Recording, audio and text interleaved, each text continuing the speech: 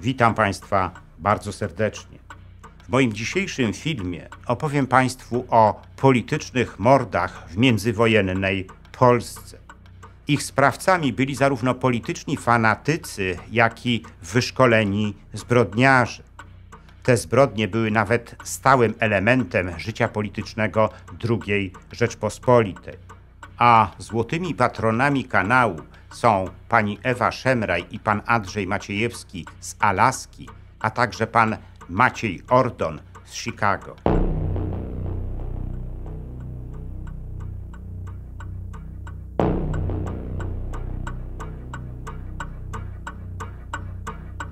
W czasach II Rzeczpospolitej wiele razy dochodziło do mordów motywowanych względami ideologicznymi bądź politycznymi. Można nawet powiedzieć, że były one stałym elementem życia przedwojennej Polski. Tak było już od pierwszych lat odzyskania przez nią niepodległości. Zdecydowanie najgłośniejszym z tych mordów było zabójstwo świeżo wybranego prezydenta Gabriela Narutowicza, dokonane 16 grudnia 1922 roku. Sprawcą tej zbrodni był Eligiusz Niewiadomski, sympatyk obozu narodowego, który oddał 2 strzały w kierunku Narutowicza, zabijając go na miejscu. Do tej zbrodni doszło w warszawskiej Zachęcie, dokładnie w chwili, gdy prezydent Narutowicz podziwiał krajobraz zimowy pędzla Teodora Ziomka. Tak naprawdę ta zbrodnia wisiała w powietrzu od chwili wyboru Narutowicza na prezydenta, którym został dokładnie 9 grudnia 1922 roku dzięki między innymi głosom mniejszości narodowych. Zaraz po tym wyborze zaczęła się nagonka na Narutowicza. Prawicowa prasa otwarcie zachęcała Polaków do wypowiedzenia posłuszeństwa elektowi. W dzienniku Rzeczpospolita ukazał się nawet artykuł autorstwa Stanisława Strońskiego, narodowego publicysty z wymownym tytułem „Ich prezydent”. Nic dziwnego, że bardzo szybko doszło do protestów przeciwko temu wyborowi, które zamieniły się później w typowe zamieszki. W ich trakcie padły strzały, od których zginął młody robotnik Jan Wincenty Kałuszyński. Posiadająca większość w Sejmie prawica sięgnęła wtedy po bardzo proste hasło. Stwierdziła, że skoro Narutowicz został wybrany głosami mniejszości narodowych, to znaczy, że został wybrany przez Żydów. To musiało przynieść swój skutek i rzeczywiście przyniosło. Prezydent Narutowicz został zamordowany. Jego zabójca, Eligiusz Niewiadomski, otwarcie przyznał się do winy. Był nawet dumny ze swojego czynu, spokojnie przyjmując orzeczoną przez sąd karę śmierci. Ale zabójstwo Narutowicza jeszcze bardziej podzieliło opinię publiczną w Polsce.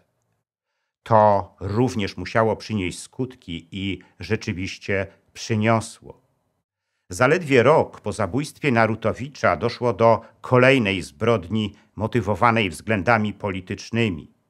8 listopada 1923 roku z rąk zamachowca zabity został arcybiskup Kościoła prawosławnego w Polsce Jerzy Jaroszewski. Zabójcą okazał się były archimandryta Paweł Antonowicz Łatyszenko, który od dawna sprzeciwiał się dążeniom Jaroszewskiego do autokefalii Kościoła prawosławnego w Polsce. Korzeni tej sytuacji szukać należy już w 1918 roku, gdy Polska postanowiła zerwać wszelkie więzy z byłymi zaborcami, aby ci w przyszłości nie mogli destabilizować jej sytuacji wewnętrznej. W tym celu polskie władze postanowiły ulokować na czele polskiego Kościoła prawosławnego swojego kandydata. Został nim ściągnięty z Włoch były rektor Petersburskiej Akademii Duchownej Jerzy Jaroszewski. We wrześniu 1921 roku biskupi prawosławni wybrali go na przywódcę polskiego Kościoła prawosławnego. Tę decyzję zatwierdził synod rosyjskiego kościoła prawosławnego. Jaroszewski podjął niebawem działania w kierunku autokefalii polskiego kościoła prawosławnego, umiejętnie przekonując do tego wielu innych biskupów prawosławnych, ale też zyskał zajadłych przeciwników swojej polityki, którzy nie chcieli zerwania więzów z rosyjską cerkwią prawosławną. Jednym z nich był właśnie archimandryta Paweł Antonowicz Łatyszenko, którego święcenia biskupie Jaroszewski zablokował. Łatyszenko zakupił wówczas rewolwer, nauczył się z niego strzelać, a następnie postanowił osobiście spotkać się z arcybiskupem. Pomimo policyjnej ochrony arcybiskupa, Łatyszence udało się wejść do jego siedziby. Najpierw odbyła się rozmowa pomiędzy duchownymi, a potem Łatyszenko wyciągnął rewolwer i oddał 3 strzały do arcybiskupa. Jeden z nich roztrzaskał mu głowę. Zamachowiec sądzony był jako świecki obywatel, ponieważ został wcześniej wyrzucony ze stanu duchownego. Wbrew oczekiwaniom nie skazano go jednak na karę śmierci, a jedynie na 12 lat pozbawienia wolności. Stało się tak dzięki umiejętnej linii obrony, która wykazała, że Łatyszenko działał w afekcie, ponieważ został osobiście skrzywdzony przez ofiarę. Kolejne polityczne zbrodnie miały miejsce po zamachu majowym Piłsudskiego. O pierwszej z tych zbrodni, popełnionej na generale Włodzimierzu Zagórskim, już Państwu opowiadałem w jednym z moich poprzednich filmów. Ze śmiercią generała Zagórskiego wiąże się również inna mroczna historia. Otóż w nocy z 4 na 5 grudnia 1928 roku z Belwederu słychać było wystrzały z broni palnej. Zginął od nich strażnik Stanisław Koryzma. Tę zbrodnię zaczęto po jakimś czasie łączyć ze sprawą tajemniczego zniknięcia Zagórskiego. I nie bez powodu. Otóż Koryzma miał być naocznym świadkiem zamordowania Zagórskiego w Belwederze i dlatego ryzykiem byłoby utrzymywanie go przy życiu. Powstaje jednak kluczowe pytanie. Skoro tuszowano zabójstwo Zagórskiego, dlaczego czekano z likwidacją Koryzmy aż 16 miesięcy? Na to pytanie nie znamy jednak odpowiedzi. Równie głośna okazała się sprawa tajemniczej śmierci generała Tadeusza Rozwadowskiego. Również i on był depozytariuszem niewygodnej wiedzy dla Piłsudskiego. Rozwadowski był również jednym z lepiej wykształconych generałów, jacy znaleźli się w Armii Odrodzonej Polski.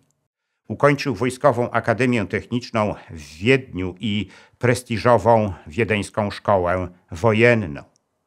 Zanim wybuchła I wojna światowa, Rozwadowski był już szanowanym generałem austriackiej armii, posiadającym spore wpływy w austriackim wywiadzie wojskowym HK Stelle. Podobnie jak Zagórski, również i on wiedział, że jego agentem był Piłsudski. Po odzyskaniu przez Polskę niepodległości Rozwadowski objął stanowisko szefa sztabu generalnego polskiej armii.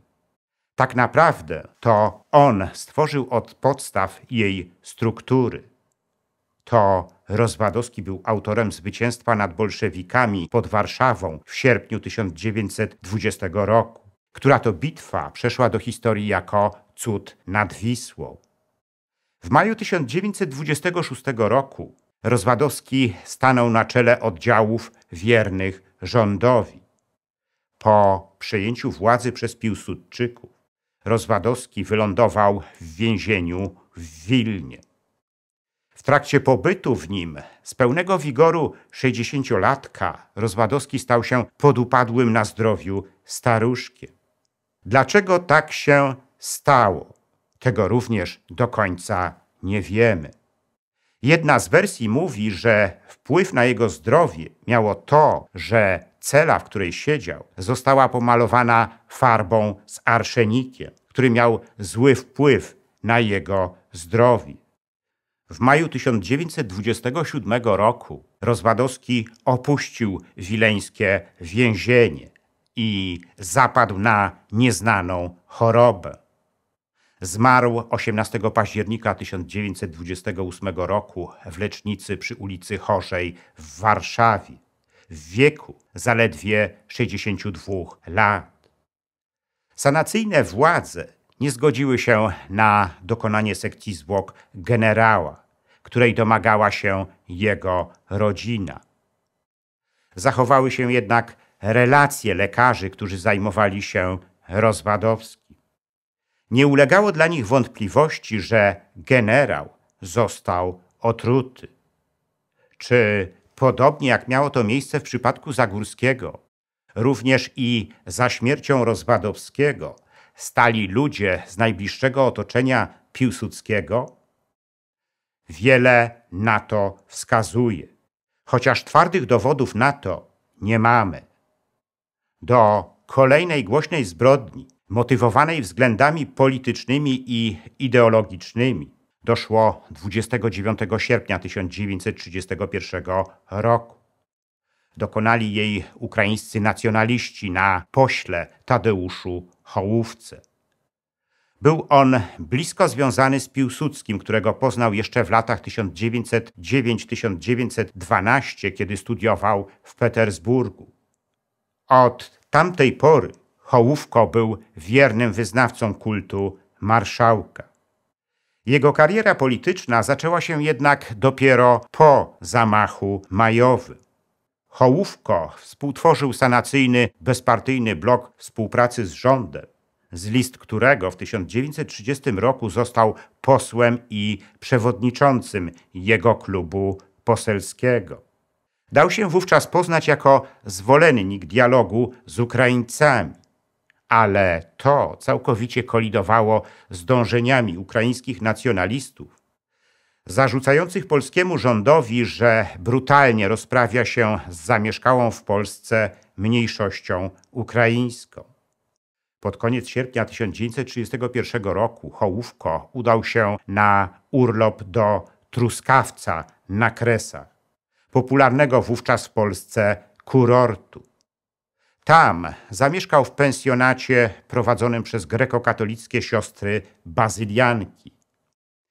Wieczorem 29 sierpnia 1931 roku do jego pokoju wtargnęło 2 napastników, którzy oddali do niego 6 strzałów, z których 2 trafiły go w głowę. Policja przeprowadziła aresztowania wśród miejscowej społeczności ukraińskiej. Wśród aresztowanych znaleźli się m.in. Wasyl Biłas i Dmytro Danyłyszyn, członkowie organizacji ukraińskich nacjonalistów. Tyle tylko, że nie było dowodów na to, że brali oni udział w zabójstwie Hołówki i dlatego zostali zwolnieni. Traf chciał, że aresztowano ich ponownie w listopadzie 1932 roku, co miało związek z napadem ukraińskich nacjonalistów na pocztę w Truskawcu. I dopiero wtedy okazało się, że to właśnie oni strzelali do Hołówki. Potem aresztowano także tych, którzy im pomogli w zorganizowaniu tej zbrodni. Służącego Aleksandra Bunija, policjanta Romana Baranowskiego, który okazał się wtyczką wywiadu OUN, oraz Mykołę Motykę, również członka OUN. Wszyscy zostali skazani na kary od 6 do 10 lat więzienia. 15 czerwca 1934 roku ofiarą ukraińskich nacjonalistów został minister spraw wewnętrznych Bronisław Pieracki. O tym również opowiadałem Państwu szczegółowo w jednym z moich poprzednich filmów. To zabójstwo odbiło się największym echem, ale w końcu zamordowano urzędującego ministra spraw wewnętrznych, który odpowiadał za bezpieczeństwo całego kraju. W czasach II Rzeczpospolitej miały miejsce także inne zbrodnie, które były motywowane względami politycznymi bądź ideologicznymi, ale nie miały one już takiego rezonansu jak te, o których wcześniej powiedziałem. Ich ofiarami byli zresztą ludzie znacznie niżej usytuowani w strukturach państwa i chyba dlatego nie zwróciły one na siebie takiej uwagi jak te, o których można było przeczytać we wszystkich polskich gazetach.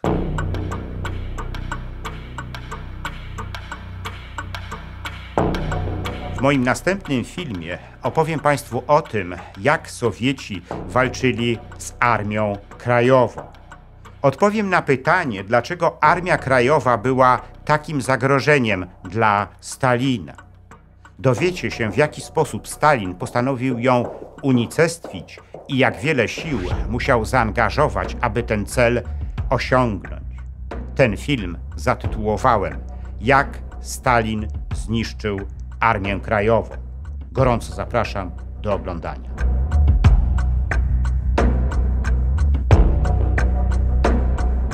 Dziękuję za liczne komentarze moich filmów i wkłady. W sposób szczególny chciałbym podziękować złotym patronom, pani Ewie Szemraj i panu Andrzejowi Maciejewskiemu z Alaski oraz panu Maciejowi Ordonowi z Chicago, a także srebrnym patronom, wśród których są panowie Dariusz Kwoka, Michał Rychwalski, Dariusz Wietrzykowski, Artur Drogosz, Arkadiusz Strykowski, Bartłomiej Biegała, Wojciech Trojan, Jan Duda oraz Kongres Polonii Kanadyjskiej z okręgu Toronto, Stowarzyszenie Nasza Polonia z Australii i wiosna.pl. Zachęcam wszystkich do dalszego wspierania mojego kanału. Wszelkie informacje na ten temat znajdziecie w opisie pod filmem.